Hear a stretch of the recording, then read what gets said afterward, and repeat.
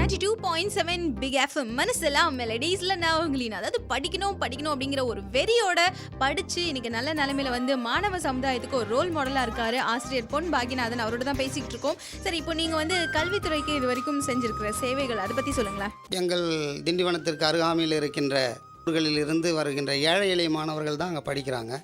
இவர்கள் என்னை போல இவர்களும் ஒரு சிறந்த நிலைக்கு வர வேண்டும் என்று நான் அங்கு பணியேற்ற நாளிலிருந்து சிறப்பு கவனம் செலுத்தி அவர்களை பயிற்றுவிக்கின்றேன். சாதாரண ஒரு ஏழை எளிய மாணவனும் ஒரு சிறந்த மருத்துவராக, என்ஜினியராக, அரசு உயரதிகாரியாக, பேராசிரியராக உருவாக முடியும் என்ற ஒரு தன்னம்பிக்கை முதலிலே அவனுக்கு நான் ஊட்டுகின்றேன். வாழ்க்கையிலே கஷ்டங்கள், தோல்விகள், துன்பங்கள் வரும்பொழுது நமக்கும் அப்பாற்பட்ட ஒரு சக்தி இருக்கின்றது.